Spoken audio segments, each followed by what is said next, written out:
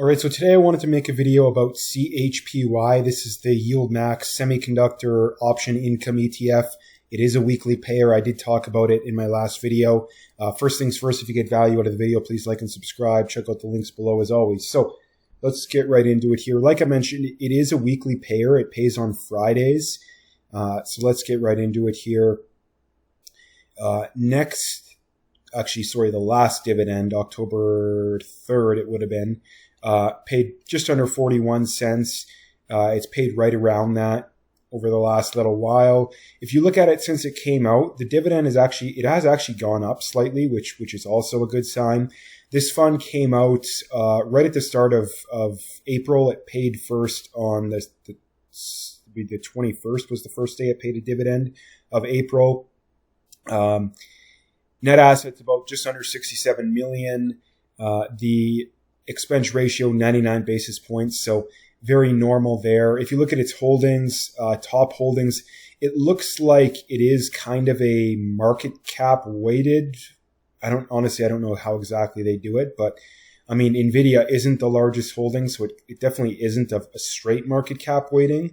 But I mean, Nvidia, Broadcom are the biggest semiconductor names out there, so it looks like it's at least somewhat market cap related. But I mean, in order, the largest holdings: Broadcom, Nvidia, Lam Research, Micron Technology, Taiwan Semiconductor, AMD, Qualcomm, KLA, ACM Research, and Intel. So, I mean, most of those are good names, right? I mean, I think Broadcom and Nvidia are very good companies. They're both very expensive. Lam Research, a company I used to own, I sold them just because I thought they were expensive, and they've ran up like 30% since I sold them. So bad move there, but again, it is what it is. Same goes for Taiwan Semi. I sold them at like 260 thinking I was a genius, and now they're up over 300. So again, it is what it is. But that is basically the overview. Let's get into the comparisons here. Let's look at the price returns. So that basically is what it is. We've already gone over that. If you look at the dividend, the current dividend is around 37%. So, I mean, it's lower than a lot of these other funds, but again, 37% is still very high. So another important thing to bring up here is April 2nd, I believe, was the actual exact low on the S&P. So this fund came out almost exactly to the day of when the S&P bottomed this year. So you see very good returns out of it, even very good price returns. Even the price returns on this have beat the S&P. 26 versus 25. When you include dividends, we're looking at, 52 versus about 26. So that obviously is very good. I mean, it's literally doubling up the S&P, but you also have to keep in mind that it came out at the perfect time. But you also have to keep in mind that on the flip side, I guess a counter to that point is the semiconductor names typically do beat the market. Now, the problem with that is that, number one, they're very expensive right now. They're even more expensive than the S&P as a whole. And number two, in a market downturn, they're probably going to be down more than the S&P. So those are two things that are concerning. But personally, I'm still confident in the semiconductor industry as a whole. I think it's an industry that's still going to see a lot of growth. The problem is it's expensive. But when you look at these yield max funds, I don't think there's a single other fund they have that has had this good of price returns. At least maybe the Nvidia or the Palantir one, possibly. But as far as the ones that are tracking indexes or not a single stock, this is the best one. And I'm kind of torn on my opinion of it because it's very hard to argue with the results that it's gotten, but it's also very hard to argue that semiconductor names as a whole are very expensive. But again, when you look at the yield max funds, most of them, in fact, the overwhelming majority of them, have seen negative price returns over the last year or two, or even since they've been out. So that's very makes me very happy.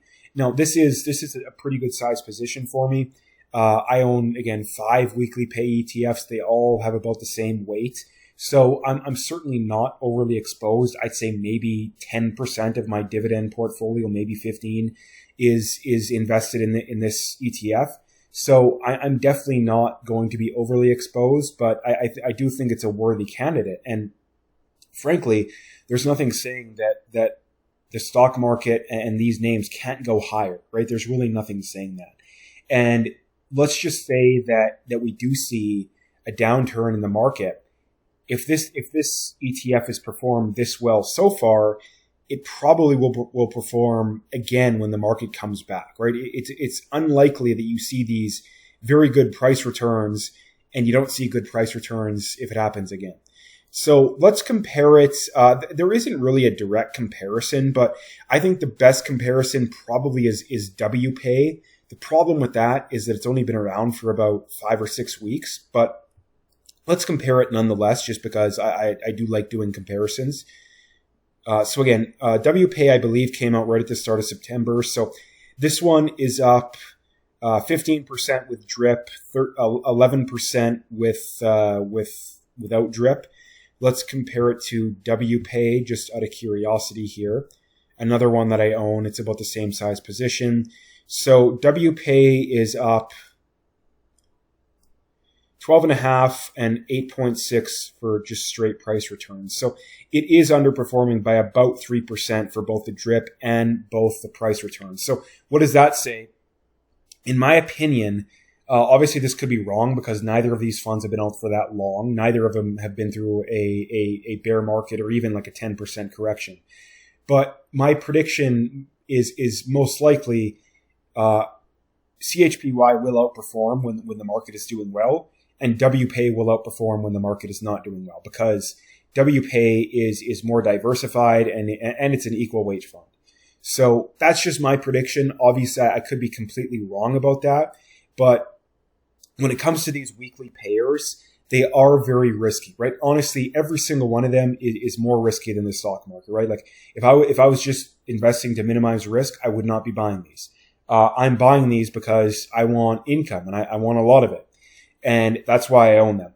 And I'm very careful about which ones I buy, because if you look at a lot of the yield max funds, right? If you look at a lot of the yield max funds, they've done very poorly, right? They've done very poorly. I mean, if you look at, TSLY, APLY, NVDY has done all right. AMZY, FBY, GOOY, CONY, NF, like all of them, honestly, in this first list of funds, I think the only one that's actually beat the S&P, I could be wrong, but I think it's NVDY. I think the NVIDIA one's the only one. And I mean, if we go down the list here, MSTY has underperformed this year, at least since inception. It's outperformed. GDXY probably has outperformed. YBIT has done bad, which is surprising considering it's a Bitcoin fund. TSMY maybe is close. PLTY I think is outperformed, but and then these ones are a lot of ones that are very new. So that's the problem with a lot of these, right? That, yeah, they pay the very high dividends, but you got to be very careful that you don't get burnt, because a lot of these, they pay a 30, 40, 50% dividend, but they're down 30, 40% in the last year, and you're not even up, or at the very least, you're breaking even, which again, you're underperforming the market. So what's the point? So that's my thing when it comes to these funds, is that you have to watch them very closely. You got to watch them very closely. And you also got to watch, hey, how do they perform when the market's up? When you have a week or a month when the market's up, 5, 10%, is the share price flat? Is the share price down? Because that's probably concerning. If the market's down, 5, 10%, is the underlying down 15%? Is it down 20%? Because that's going to be really concerning. So you really got to watch those things.